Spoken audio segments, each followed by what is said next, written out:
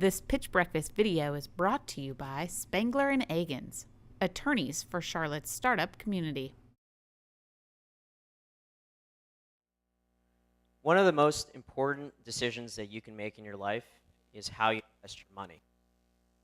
But that trust can be seriously impaired between you and your financial advisor if there's a lot of friction in that onboarding process. My name is Mike Blicker, and I'm the founder and CEO of WealthTab. And we are streamlining account opening and client onboarding for financial advisors and their clients. So we're moving into a new financial era, away from a product-based marketplace and more towards a consumer-centric one, where financial advisors will build the relationships with their clients online. And they're going to use a platform as a service model to get that done, where that platform gets rid of a lot of the heavy lifting for them and the administrative work behind the scenes. So our mission has become to streamline client onboarding and investment proposal generation for registered investment advisors. So shockingly, 27% of clients today consider leaving their financial advisor for another one based on a poor technology offering. And even worse still, 49% of all digital opens are not completed across the full spectrum of banking products, and this happens for various reasons. Number one, incorrectly or improperly submitted information.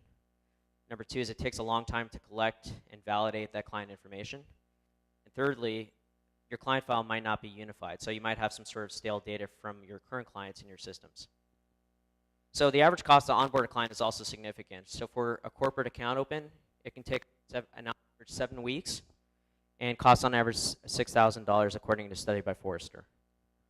So we're solving this problem by creating a middleware platform to collect that client information and to ship it to the back office and customer relationship management tools like Salesforce that advisors are already using with their clients.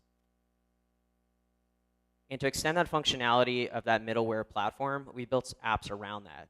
So using our digital capture tool, an advisor can snap a photo of client's personal identification information, like their driver's license, or a financial statement, take out that information, structure it, and build up that client file. Using our investment proposal tool, an advisor can quickly build a proposal and ship it to that client using the model portfolios that they already use, customizing it for the client, and monitor that client engagement. So did my client look at the investment proposal? How long did they look at it? And did they have any questions about it in transit? So as an initial target market, we're targeting the over 10,000 small to mid-sized registered investment advisors in North America. And we're going to take the 10 hours or so that they spend with their team per week, and we're going to chop it down by half during that onboarding process. And we see this as part of a much bigger opportunity out there with larger registered investment advisors, asset managers, broker-dealers, mutual funds, to name a few. And they all have the same problem of unifying their client information. Now, some of our competitors have built deeply integrated solutions that comply with legacy system environments. Others have built digital capture tools and portals to collect that information, provide a one-way sync, and they don't solve for the manual data entry challenge. Lastly, all-in-one solutions don't offer advisors the flexibility to pick and choose the services that they want to use with their clients. We built a modular system so they can choose the modules they want to use with their clients, so they can quickly build up that client relationship and close their prospects. And we have experience working with all kinds of firms. We have a private beta in Canada with 50 financial advisors. We've worked with a mid-sized property and casualty brokerage firm. And we have an ongoing pilot with Aviva Canada Inc. on the property and casualty side. And we have the team to unlock value for firms. With backgrounds in database design, machine learning, and system integrations, we know how to get the job done. And today our ask is we're looking to connect with professionals in digital transformation, digital marketing, enterprise sales, and product management. And we're looking for introductions to firms with a large and distributed independent advisor base, small to mid-sized registered investment advisors, and tech and robotic process automation can integrate one of our modules. At this point, I really thank you and look forward to connecting with you guys after. Thanks. Yeah.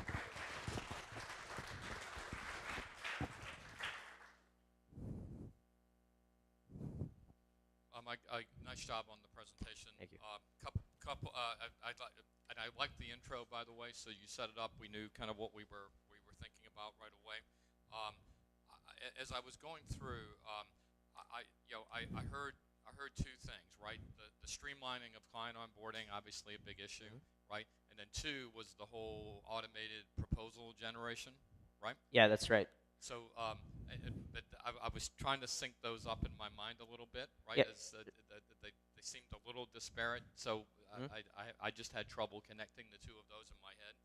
And then the other slide that you put up there, when I was trying to figure out pricing and model and so forth, was $6,000 in 7 weeks to onboard a corporate client. Yeah. And that just seemed like an unreasonably large number. I couldn't make sense of it. Okay. Can I Yeah, ask, do you want, go ahead. is that corporate client the same as the target? I mean, that's a corporate client, but you're onboarding consumers like us. It could be retail, it could be a corporate client, it could be anyone, but I'm using that as just to illustrate the example of what it does cost and the time that it's involved. But there's a range there, and that's more the average estimate for that as well. So I mean, there's a whole price range here. It depends on the complexity of the account opening, really. I'm not sure that slide helps you. Okay. And I think it actually just I too had a question mark, because I was like, okay, I was on this path, and I was getting it. Okay, this make it easier. Okay, I'm gonna do all this online stuff, and then I don't have to necessarily sit there and have my advisor hold my hand through that. And then the 6,000 corporate client, I was like, oh, wait a minute, we're talking about corporate now? Take it out. Yep. Well, but those are your customers, right? That's the way you're going to market. You're not going directly to end investors. You're actually going to the registered investment advisor groups. That's the number then that costs to onboard a group, right? Exactly. So I mean, it really depends on Right. who the RIA is servicing and who their end client is. So that number then Yeah. needs to be positioned in terms of your AC cost, not necessarily the size of the problem that you're trying to solve. got it. Thank you. Yeah, I would get more focused on what the target RIA looks like. So, small to medium, okay, cool. So it's, the average is they have 100 clients with 25 million under management. Just give us more on that. That kind of gives you more credibility that you understand the market at a better level, deeper level. I'm sure you do, but that would help. And then from there, you can actually start to extend the examples you're giving as to how the value add, that the product value add to the RIA. So I understand the space. I know the space. I know a lot of people who do that for a living. I think personalize the RIA in a different way. It's been too either kind of abstracted or it's too just kind of black and white, which is that would help a lot. And then when you talk about beta or other programs, pilots that you're running, this happened maybe earlier today, but it happens a lot in this format. I always love to hear that, and then just mention what you've learned or what you're leveraging from that. And that's just such a small nuance, but it demonstrates a level of proficiency in a startup entrepreneur that just gets most investors whoa, this guy or gal gets it. They're just yep, this is what pilots and betas do. I mean, sometimes they provide revenue, but most times they provide learnings that really help you evolve the product quickly. So demonstrating that you get that just puts you in a higher class of software entrepreneurs. Yeah. Yeah, I stayed away from that just because it's a different use case and it's a it. different workful and all that. But yeah, it's okay. I mean, that's just my personal opinion. When it just shows that you've already learned that lesson. And then the last thing, which this is more of a personal preference, but middleware is an interesting word. I actually did mid and late stage venture software investing in the late 90s, and middleware. I spent a lot of time in middleware. No one uses the word anymore. So call it workflow or call it something a little bit more expressive to today. I was kind of oh, cool, a middleware company. I wonder what they do. But that's just a small nit. But I don't know if you're going to get dinged for that. But it would just you might get a little bit more middleware. What are you exactly doing? Yeah. Where it seems like you're more of a workflow company. Yeah. That's right. You're really kind of a front end facing, so it doesn't feel like middleware. Yeah. So one on team. Again, from my point of view, team is critical, right, for an investment perspective especially. And you did team, but it was so fast that I didn't really have time to capture anything other than your first name. So I definitely focus a little bit more on that slide. And on the beta, the fact that you've actually done a beta with somebody is big, and again, what was the result, right? I label it use cases, right? Whenever you're doing something with a client, there's some outcome of that. Hopefully it was a good one, and even if it wasn't, let's talk about what the result was, right? Yeah, because along those lines, I wrote down, do financial advisors want to do this online? Consumers may, but do the financial advisors want to do this online? So if you have this experience from, you've had the put that right behind it and say, okay, Yep. here's the problem. And then actually we have some use cases where we figured out the financial advisors do want it and consumers do want it. Okay, and here's how we're going to do it. And then, oh, by the way, we have this other thing called this metrics, and we can like also deepen our relationship so we're not just, you know, the onboarding. We have the ability then to service them, this financial advisors, to make their life easier, to deepen their relationships, to make sure that they're having that connection with their consumers and then manage their churn. Exactly. So yes, I think it's just pulling that in because that was the big question. I was like, you know, financial advisors, some of them don't want to change. You know, That's right. it's like so you have to show that there is you're not working. You have momentum with you, or Yep. you have some use cases to show these financial advisors with numbers, like like the Alice or Art. Here, this guy did this, and this is what it resulted. Yep. It's only going to help you sell to your clients, but it's also going to help from an investment standpoint. Yeah, my gut is based on like what I see, and what I see is there's old school RIAs who don't want to change, who actually want to force the coffee and the 10-minute phone call and all that stuff. Yep. Who knows if they're going to be successful or not? And then there's kind of the more progressive, emerging new RIAs. And actually met with a company up in New York, or actually they were down here, but anyway, they're going to roll up your space. They're literally going to roll it up, and they're going to put tech, and tools and stuff. So if you're that, emerging RIA that's leaving a Wells Fargo wealth management group, Exactly. Yeah. you're going to jump on their platform. So Yeah. like you're definitely onto something, and I'm not sure where it all goes, but I would just really differentiate and explain to me that that there's kind of two cohorts here, Yep. and you're going after this one. Yeah, there's a lot of them moving from a traditional wirehouse and becoming an independent RA or something. So the market dynamics working in our favor there for sure. Just a small Agree. tweak, but the Yeah. moment like you establish that credibility up Yeah. front that you're going after that versus the whole space, now I'm like, oh, these guys get it. Yeah, 10,000 RIAs are not all created equal.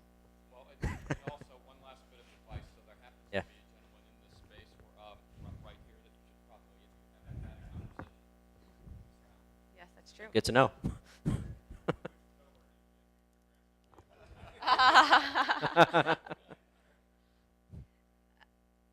Do you have? I didn't see any slides about just your, the financials. Is that? Yeah, we took out the revenue model out of the slide, but we're charging on a per seat basis, so $120 per seat, and then if it's a larger or mid-sized firm, it's on a licensing charge. Okay. Yeah. Yeah. What's been your feedback from financial advisors on that? Good. Good. Okay. Yeah. And then how does that compare to other people that are doing, like, so you're competing against some people who are in with the legacy, so you're having to jump over, they're entrenched, they're in their legacy systems, you're doing something new. Biggest friction point in the conversation is it usually goes to a system integration side, so we're trying to stay away from that as much as possible so that we don't have to make them think that it's a large cost to them. So we're staying away from that conversation right now if they don't want to talk about it. Staying away from the conversation. The, does that mean the that you're- deeply integrated conversation with their existing systems, unless that's something that they want to pursue.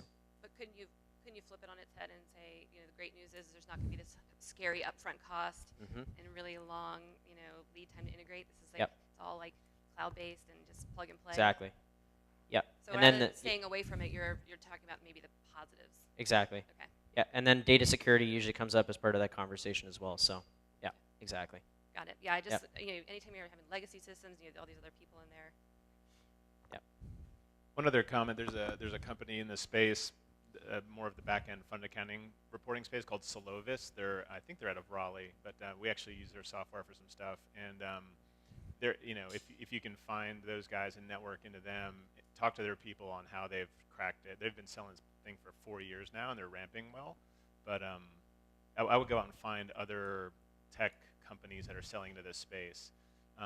That aren't necessarily competitive, because they're going to give you, even like an hour coffee with a sales or corp dev person at Solovis is going to probably advance your understanding tremendously. But that's the only one I know of, Solovis, Solovis. Thank you. Thanks. Well tapped. Thank you.